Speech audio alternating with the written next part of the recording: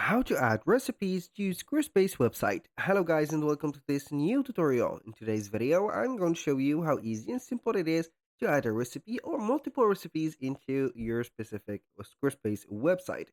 So the process is going to be very easy and simple. We're going to head over to squarespace.com, sign in for an account, and then we are going to visit the account dashboard. So once you have visited the account dashboard, select up here the website that you want to add, and preferably it is going to be a cooking or a kitchen website that you're going to have. So it doesn't matter here a lot of the genre of the website, but it doesn't here mean that we are going to ignore it. So for example, here we have this specific website. I'm going to let you see it. This is the website. It is basically a restaurant website. We're going to exit here the editing mode. Now, what are we going to do, or what can we do in this website? Basically, we have here the menu, and also we have, as you can see, the other menu. So these things that we cannot basically set up, or we cannot, let's say here, set up something for it because it is going to be locked, or the restaurant menu is going to be locked, as you can see. So it doesn't matter here. We are going to add, for example, the recipes into a specific page. So either you are going to head over the pages of the website of yours, click on here, select the website, or not the website, but the page. You can add, for example, a blank page and name it, for example, recipes, for example, like that. And here you have it. Then you're going to click on edit and start adding the sections. So for example, you can add, let's say here, maybe a standard section or an empty section. So you can go ahead and add a blank section, and that blank section could be added for example, let's say here images. We're going to add an image. So let's see here the stock images, food, for example. We are going to type in here food. Maybe we're going to add this. So we are going to add it just like that.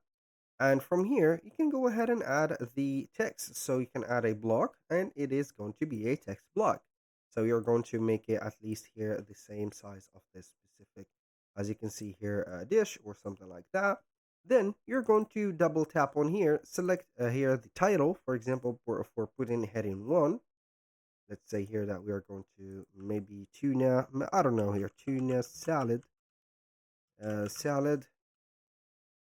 So we are going to select it, put it as heading 1, and maybe we are going to have here the paragraph, choose the paragraph number 2, for example, or number 1 for a little bit of here ingredients, for example, ingredients like that.